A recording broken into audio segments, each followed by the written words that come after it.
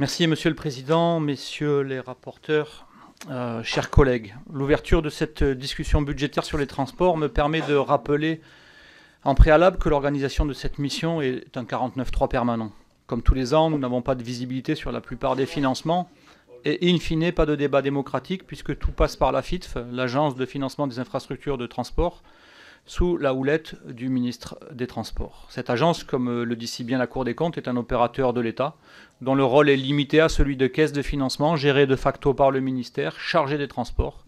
Elle est, sur le plan administratif, une quasi-coquille vide. Fin de citation. J'y reviendrai plus en détail dans la discussion sur les amendements, mais c'est une exception démocratique qui me paraît purement scandaleuse et que je dénonce régulièrement ici.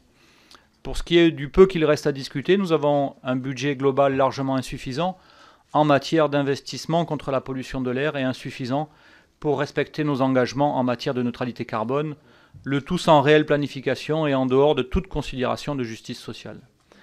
Pourtant, je n'y reviendrai pas, mais nous savons tous parfaitement l'urgence à agir en matière de climat et de biodiversité et à quel point les transports sont un levier déterminant pour relever ce défi.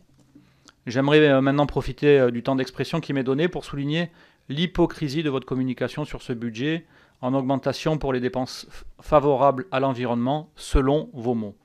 Alors qu'est-ce qui se cache derrière ce vocable augmentation favorable pour l'environnement? Ce que vous oubliez de dire, et je vais le faire pour vous, c'est que vous incluez dans cette augmentation les financements du bouclier tarifaire et donc du soutien direct aux énergies fossiles. Le montant du bouclier tarifaire pour la remise carburant, qui va s'arrêter prochainement, nous aura coûté 7,6 milliards d'euros d'argent public, donc des impôts des Français, à qui il est destiné. Oui, car il faut sans cesse rappeler que cette ristourne carburant est payée directement de la poche du contribuable lui-même. C'est un choix politique que vous faites de dépenser l'argent public pour faire face à la hausse des carburants, plutôt que de faire payer ceux qui s'en mettent plein les poches. Je pense notamment aux grands groupes pétroliers comme Total.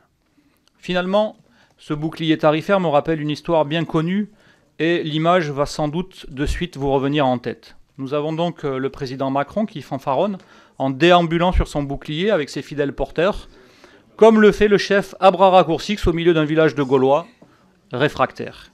Comme dans la BD auquel je fais ici référence, c'est très utile pour flatter son ego, mais ça ne sert à rien pour les Gaulois, ça ne fait pas avancer grand-chose.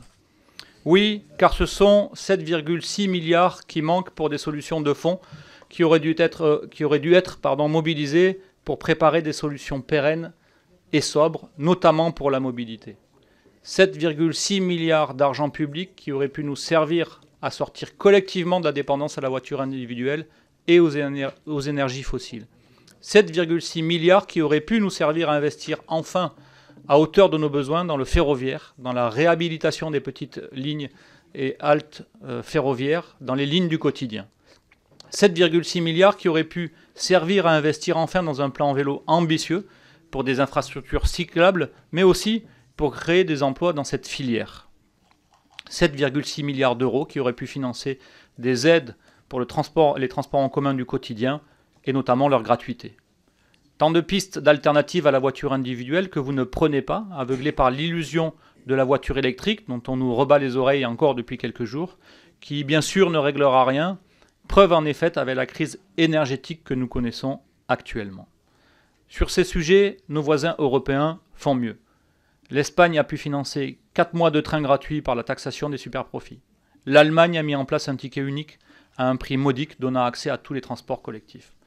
Voilà notamment quelques exemples de ceux que nous aurions pu soutenir dans un budget ambitieux répondant aux enjeux du moment. Je vous remercie.